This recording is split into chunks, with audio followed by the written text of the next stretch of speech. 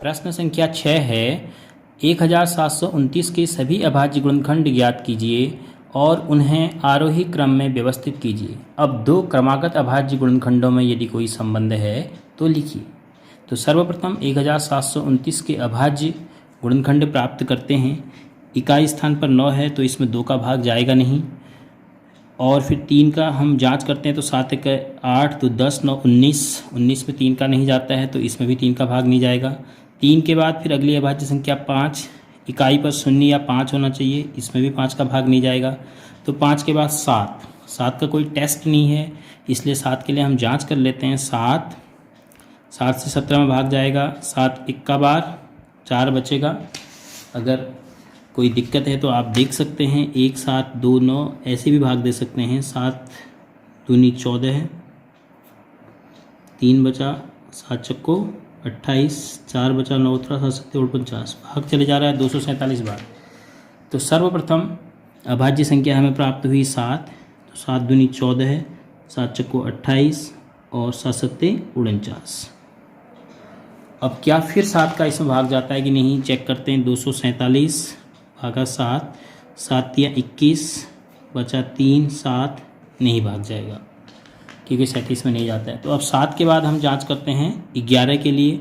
7 और 2 को जोड़ते हैं तो 9, 9 में से 4 अकेला है, 4 को घटाते हैं तो 9 में से 4 घटा के 5, 0 नहीं आया, 11 नहीं आया, तो इसका मतलब 11 की विभाग इसमें नहीं जाएगा।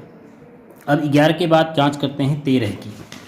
13 के लिए कोई ऐसा टेस्ट नहीं है तो 13 के लिए हमें जांच करना पड़ेगा, 13 का भाग देना पड़ेगा। 13 दूना 26, 13 1 का 13 एक ही बार जाएगा, फिर इसमें से 11 बचेगा, 7 13 नम 117, तो 19 बार भाग गया 13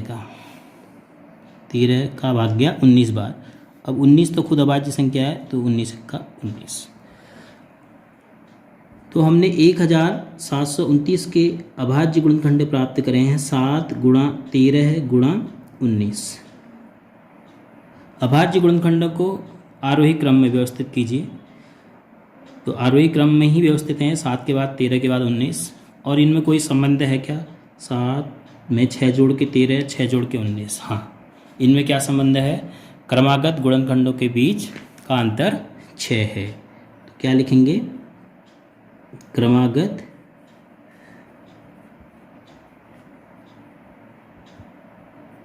गुणनखंडों में समान अंतर कितना है? 6, तो कोष्टक में लिख दिया, समान अंतर है, यह संबंध हमें पता चला।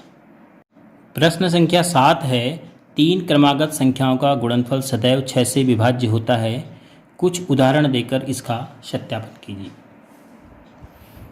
कुछ उदाहरण हमें देने हैं क्रमागत संख्याओं के, जैसे हम एक उदाहरण दे देते हैं। नंबर 1 उदाहरण दे देते हैं 3, 4, 5 का गुणनफल बराबर 3 गुणा 4 गुणा 5, 3 चक्को 12 और 12 पंचे 60, जो 6 से विभाज्य है।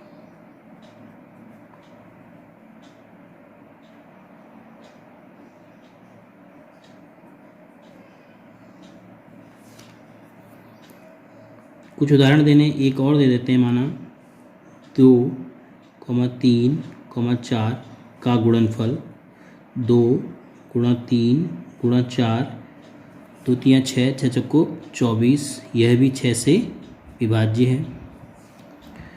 तो एक और उदाहरण ले लेते हैं, माना 5, 6, 7 का गुणनफल, तो 5 गुणा 6 गुणा 7, 5 छक 30 और 30 सत्ते 210, जो 6 से विभाज्य है। क्योंकि 6 से विभाज्य है, 2 1 3 जोड़ के 3 आ रहा है तो ये 3 से विभाज्य है, और ये सम संख्या है तो 2 से विभाज्य है, तो इसका मतलब 6 से विभाज्य होगा।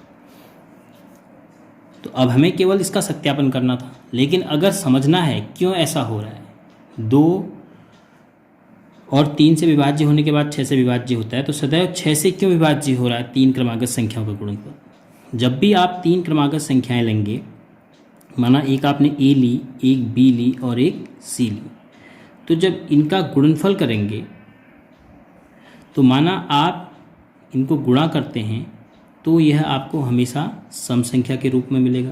क्यों? क्योंकि 3 संख्याओं में से एक संख्या सम जरूर होगी, या तो ए सम होगी, फिर बी विषम, सी सम, या ए विषम, ये सम, ये सम। तो अगर हम इनको गुणा करेंगे, कभी भी 2 संख्याओं को गुणा करते हैं, 3 संख्याओं को आप गुणा करते हैं कि अगर उनमें से एक भी संख्या सम है तो गुणनफल सम हो जाता है। अब बात करते हैं कि 3 से कैसे विभाज्य होगी। अब 3 से, क्योंकि लगातार क्रमागत संख्याएं हैं, एक ए बी सी, तो इन तीनों में से एक जरूर 3 का गुणज होगा। 1 2 3, इन तीनों संख्याओं में से एक जरूर गुणज होगा 3 का। कोई भी संख्या ले लीजिए आप, 4 5 6, 6 गुणज हो गया, 5 6 7, 6 गुणज हो गया 3 का, माना 6 7 8, फिर 6 गुणज हो गया, माना 7 8 9, फिर 9 गुणज हो गया। तो 3 क्रमागत संख्याओं में आपको एक 3 का गुणज जरूर मिलेगा और तीनों का गुणनफल सम होगा। तो संख्या 3 से भी विभाज्य होगी, संख्या 2 से भी विभाज्य होगी, तो इसका मतलब संख्या 6 से विभाज्य हो ही जाएगी। हालांकि हमें यहाँ पर समझाना नहीं था, केवल हमें उदाहरण देकर उसको सत्यापित करना था, तो हमने उसका सत्यापन कर दिया। लेकिन समझने के लिए आप इस प्रकार समझें।